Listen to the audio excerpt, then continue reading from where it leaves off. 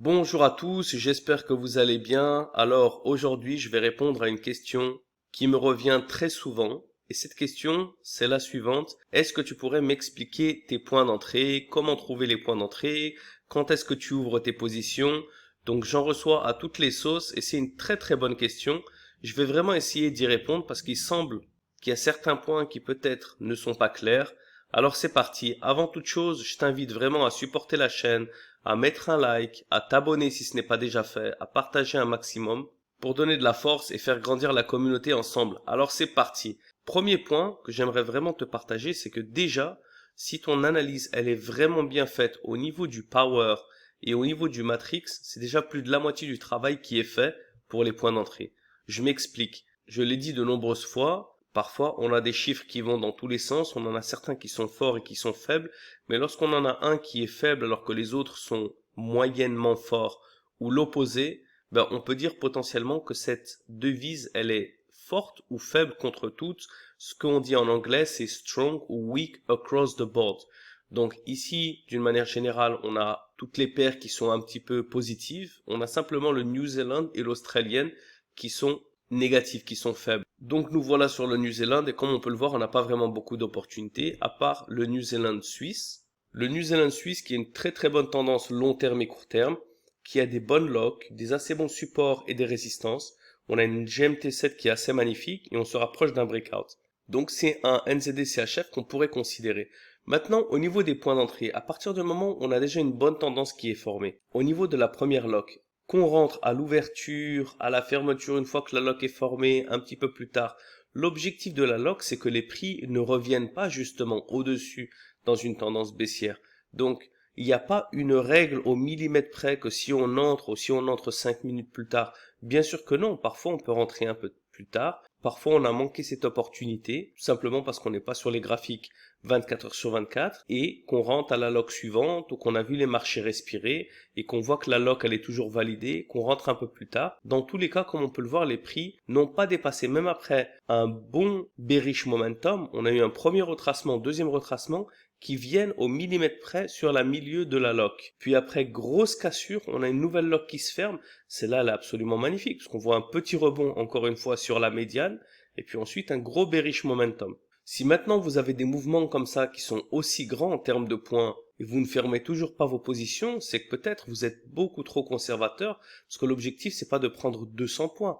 Vu qu'on fait du day trading et que on a les graphiques en H1 en une heure, donc l'objectif ça reste vraiment de fermer dans la journée. Bien sûr que c'est possible que les positions, parfois elles restent une journée de plus quand les marchés se calment un peu, mais on espère justement de passer d'une lock à l'autre d'un coup. Donc ça, c'est l'objectif. Après, on a une confirmation pour savoir ce qui va se passer justement plus tard dans la journée. Lorsqu'on a une GMT7 qui s'allume bien, on a une cassure. Mais il faut bien comprendre une chose, c'est que plus on patiente et plus on attend que la tendance continue, plus elle peut continuer, ça ce n'est pas le problème. Une tendance, elle peut continuer pendant très longtemps, mais plus elle aura tendance à respirer au bout d'un moment. Parce que les prix ne peuvent pas s'envoler, s'envoler, s'envoler constamment sans jamais faire de retracement. Donc, on a vu un New Zealand qui malheureusement n'est pas vraiment intéressant parce qu'il a qu'une seule paire de devises. Et on va regarder maintenant ce qu'on a avec l'Australien. Donc l'Australien déjà, comme vous pouvez le voir ici, il est en bonne zone, il oscille dans les zones de faiblesse, il est bien resté faible.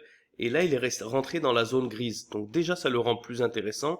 Et si on compare avec le New Zealand, regardez, je vais cliquer ici. Et le New Zealand, lui, par contre, c'est l'opposé. Comme vous pouvez le voir, il était en zone de faiblesse. Et là, maintenant, il est en train de monter vers les zéros. Donc ça nous donne une confirmation additionnelle. Maintenant, voilà, pour ne pas les mélanger, je vais changer. Je vais mettre par exemple le CAD. Regardez, le CAD a eu un croisement. Il était en zone de faiblesse. Il s'est complètement renversé, ce qui nous montre la fin de la tendance. Et là, c'est ce qu'on va voir également en termes de signal de sortie. Donc maintenant, faisons notre petit tour de table de l'Australienne, qui est encore plus en train de s'affaiblir. Il vient de passer à moins 4,5. Alors, AUD4, qu'est-ce qu'on a? On a une tendance baissière, mais attention, il n'a pas la première étoile, parce que cette tendance, elle était vraiment haussière, donc c'est un gros renversement. Donc, on pourrait le considérer, mais personnellement, je n'aime vraiment pas lorsque la tendance, elle est comme ça trop forte à l'opposé. Qu'elle soit un peu calme, qu'elle soit un peu plate, ok, mais que vous ayez des gros renversements comme ça ne me plaît pas. Bon, les prix viennent à peine de casser des supports un petit peu ici, mais on va voir par la suite ce qu'on a. L'Australian Suisse, voilà, ça c'est un cas qui est plus intéressant. Les prix ont déjà passé les plus bas. On est dans une tendance. Donc regardez la première lock, comment elle est respectée. Les prix viennent rebondir sur l'ouverture. Regardez la deuxième lock, comment est-ce qu'elle est absolument magnifique. Elle casse le support et voilà le point d'entrée. On a une lock qui casse le support. Elle a une belle forme, c'est une belle Marubozu ici. Elle nous fait un bel engulfing. Qu'est-ce qu'on veut de plus? On ouvre la position, on voit les prix qui descendent. Si on s'est pris cette première impulsion et que c'est suffisant, bien. Sinon, ça respire un peu, mais ça vient pas nous chagriner parce que ça ne passe même pas la fermeture de la lock. Ça va dans une deuxième impulsion qui devrait largement être nécessaire. On passe à une nouvelle résistance qui est bien plus basse que la deuxième résistance. On n'a pas à s'inquiéter, les supports sont très réguliers. Là, gros bearish momentum, grosse explosion baissière jusqu'à une nouvelle lock. C'est sûr que si on devait rentrer dans cette lock-là, après avoir eu de tels momentum, on sait que ça va pas continuer comme ça de manière indéfinie. Donc, les deuxièmes locks sont généralement les plus intéressantes. Les premières locks sont également bonnes, les troisièmes locks et puis les quatrièmes locks, il faut commencer à faire attention parce qu'elles peuvent rentrer un petit peu dans un moment de respiration, un moment de range. Donc là, la troisième lock, qu'est-ce qu'elle fait? On a un bearish momentum direct qui est largement suffisant, qui est très intéressant. Là, qu'est-ce qu'on voit? Un retracement, un petit support qui vient nous montrer ici attention. Et la dernière lock qui est égale à la troisième lock. La quatrième et la troisième sont juste un peu plus basses. Encore une fois, on voit les prix n'arrivent même pas à passer l'ouverture de la lock. Donc elle est toujours quand même respectée. Mais si on me posait la question, où est-ce que serait ton point d'entrée dans la quatrième lock? Ma réponse, ce serait, je préférais ne pas rentrer dans cette quatrième lock. J'aurais préféré rentrer dans la deuxième. L'objectif, c'est pas essayer de se torturer l'esprit de comment est-ce que j'aurais pu être meilleur de prendre ce petit mouvement. L'objectif, c'est de prendre des mouvements qui sont comme ça, où lorsqu'on ouvre, ça part directement dans notre côté. Je le dis, je le répète, je le répéterai jamais assez. Un bon trader sait qu'en trader, un meilleur trader sait qu'en ne pas trader. Donc, il y a plein de fois où je vois des opportunités. C'est pas parce qu'on voit un bon chiffre, qu'on a un FOMO, Fear of Missing Out, j'ouvre une position directe. Non, parfois je laisse passer. On voit un GBP AUD, qu'est-ce qu'on a? Voilà, GBP AUD, bon, le sterling est passé à 0. Donc on avait une bonne tendance, on voit les résistances maintenant qui sont égales, les supports qui sont toujours plus hauts, ce qui nous montre qu'on est maintenant en train de rentrer dans un range. Il est très fort probable que la tendance puisse continuer, mais du fait que le GBP est à 0, on patiente. On voit l'euro AUD. L'euro AUD, lui, voilà, il était un peu sideways, il a une tendance haussière. La première lock est respectée, la deuxième lock est absolument respectée. Regardez, quelle est la lock qui a eu le plus grand mouvement par la suite, entre la première et la deuxième ou la deuxième et la troisième. Bien sûr que c'est la deuxième. Regardez la première. Combien de points elle a eu? Allez, on va mesurer ça. Depuis sa fermeture jusqu'à la prochaine résistance ici, le prochain mouvement, combien est-ce qu'on a? On a 25 points. D'accord? Ce qui correspond à peu près, on va dire, quasi 30 points, 25 points à peu près du momentum et une vingtaine de points jusqu'à l'ouverture de la prochaine lock. D'accord? La deuxième lock, combien est-ce qu'on a? Depuis sa fermeture jusqu'à la prochaine résistance, plus de 50 points. Et jusqu'à l'ouverture de la prochaine lock, 90 points. Donc là, on voit très bien que c'est plus faible. Et la dernière lock, elle est juste un petit peu plus haute. Et encore une fois, elle est respectée. La GMT7, elle vient rebondir juste sur l'ouverture et elle vient casser encore une fois. Donc la résistance ici, on voit qu'elle se rapproche, les résistances, les supports restent réguliers, on voit les locks, elles se rapprochent un petit peu, on connaît notre système de 5 étoiles, plus la tendance est régulière, plus les supports et les résistances sont bien écartés, plus on appelle ça une tendance qui est healthy, qui est saine. Donc au bout d'un moment, quand les résistances commencent à se rapprocher, ça nous montre que la tendance, elle commence à se fatiguer. Et quand elle se fatigue, ça ne veut pas dire qu'elle se renverse, ça veut dire qu'elle rentre dans un range, que la stratégie, que la paire doit respirer. Et elle respire, et puis elle décide soit de se renverser, ou soit de continuer dans la tendance. Mais ça, on ne le sait pas une fois qu'on a eu vraiment des signes d'analyse technique qui nous le prouvent. On continue maintenant avec l'AUD dollar. Qu'est-ce qu'on a?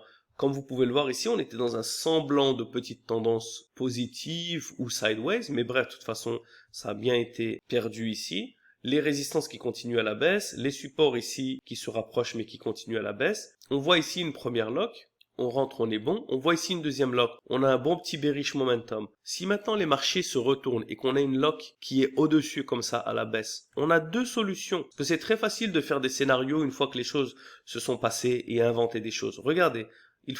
Pourquoi est-ce qu'on compare toujours les supports et les résistances? Il faut utiliser ce qu'on a sur nos graphiques. Quand est-ce qu'on a un renversement? Quand les supports viennent marquer des plus hauts et les résistances viennent marquer des plus hauts. Le support, il est toujours un peu plus bas, la résistance est toujours plus basse. Donc, soit on a tradé trop agressif, on a mis notre stop, je ne sais pas, eu trop proche, alors qu'il faudrait toujours le mettre au moins au support précédent, alors qu'il faudrait toujours le mettre à la résistance précédente dans une tendance baissière et au support précédent dans une tendance haussière, donc on l'aurait mis plus haut. Mais on va dire qu'on a tradé trop agressif, on a mis un drawdown faible et un volume trop élevé. Eh bien, on se fait stopper à cause de ce pullback. On apprend. On apprend dans ce cas que si on trade agressif, c'est le risque de se prendre des retracements.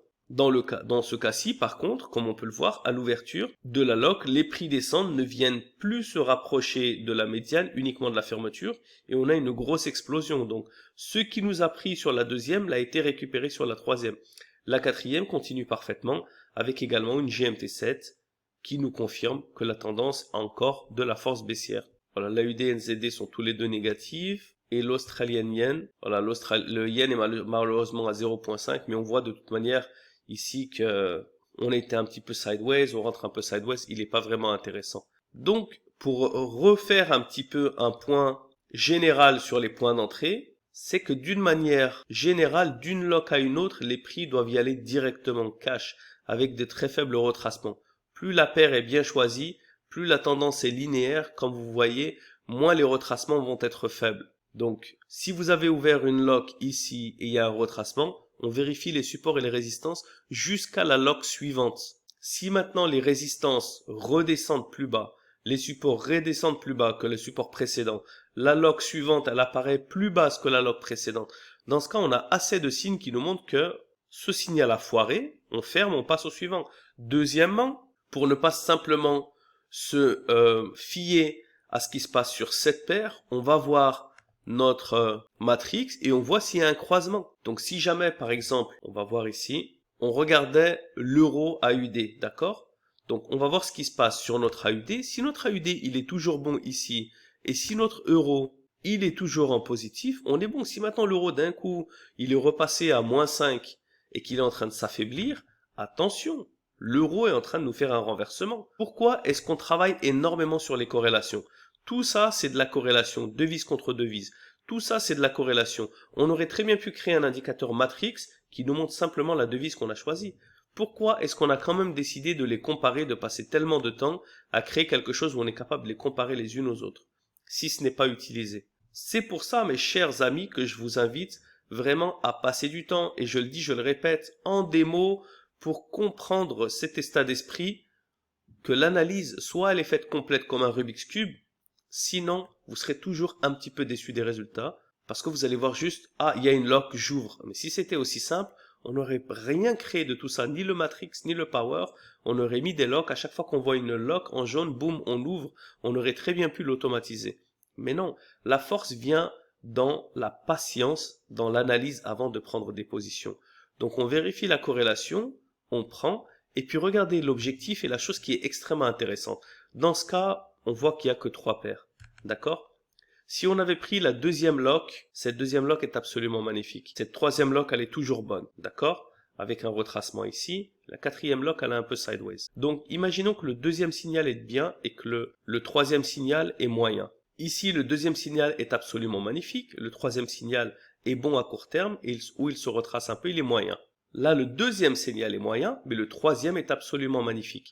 Encore une fois, c'est ce que j'appelle l'inefficience des marchés. C'est que vous auriez de nombreuses fois où vous allez avoir, par exemple sur un basket de 3, de 4, de 5 paires, une ou deux qui vont vraiment sortir du lot et qui vont exploser dans votre sens. Vous en allez avoir peut-être une ou deux qui vont être un peu sideways, parfois un peu dans votre sens, parfois vous allez en avoir peut-être une qui va aller contre vous. Et donc, la seule chose qu'il faut faire, c'est qu'une fois qu'on a pris un bon basket, avoir la patience que celle qui était un peu moyenne passe un peu en positive, celle qui était en négative retrace un peu, retourne dans l'autre sens, parce qu'elle a du mal à passer la lock, ou celle qui était en positive de notre côté continue un peu. Et c'est cette fluctuation-là, parce que la corrélation, elle est jamais à 100%. Ce ne sont pas toutes les positions qui passent en profit en même temps, qui passent en perte en même temps. Il y en a certaines, vu du fait de leur devise de cotation ou de leur devise de base de cette paire, elles sont également influencées. Et je le vois de nombreuses fois, et c'est pour ça que j'enregistre également des baskets, et je continuerai de le faire, que vous avez parfois une devise qui prenait son temps sur les 4, et c'est celle finalement qui va avoir une bonne impulsion, continuer dans le sens de la lock jusqu'à la prochaine, et c'est elle qui va vous donner peut-être 30%, 50% du profit. C'est pas quelque chose de complètement régulier en fait, où toutes les paires vont nous donner un profit équitable. Et c'est tout là l'importance de bien comprendre son basket, de prendre le temps de l'analyse, vérifier ce qui se passe sur le matrix, que nos devises sont dans des bonnes zones de faiblesse ou de force, et puis s'entraîner un maximum. Et par la suite, on peut se créer des règles personnellement.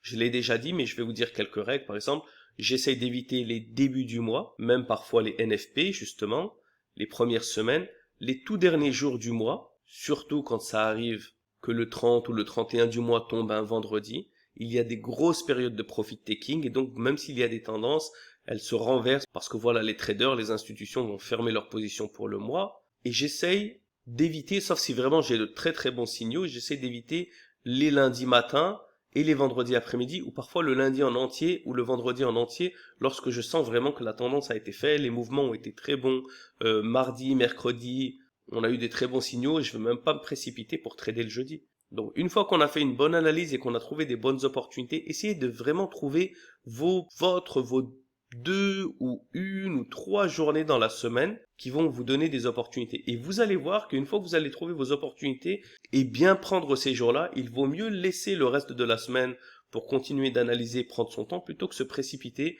et reprendre la même tendance le jour suivant. Moi, je préfère être 2 fois plus agressif et prendre une bonne journée plutôt que la diviser en deux et la prendre 2 jours d'affilée. Pourquoi? Parce qu'une journée va être très bonne, l'autre journée va me bloquer, va me ralentir, elle va rester ouverte le week-end. Pourquoi? Ça, je ne le sais pas en avance, mais comment est-ce que j'apprends à le maîtriser en tradant énormément en démo sur des petits comptes et je me rends compte que oui, j'ai fait des statistiques.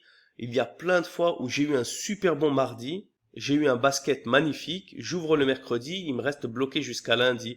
Peut-être après il se fait mon profit, mais il m'a bloqué comme ça pendant 3 jours. Alors que je le savais qu'il n'était pas aussi bon que le mardi. Parfois, j'ai eu un très bon mercredi et je rentre quand même le jeudi et puis vendredi un profit taking et donc ça arrive bien sûr que je peux avoir 2 bonnes journées d'affilée surtout quand c'est des devises différentes. Mais reprendre la même devise 2-3 jours d'affilée, ça c'est vraiment à éviter. Donc voilà, je vous invite également à mettre dans les commentaires toutes les questions que vous avez et ça me donnera également des sujets pour les prochaines vidéos parce que l'objectif c'est de vous aider un maximum à comprendre l'outil pour que vous soyez des bons Forex basket traders. Je vous souhaite à tous une excellente journée et à très bientôt. Ciao, ciao.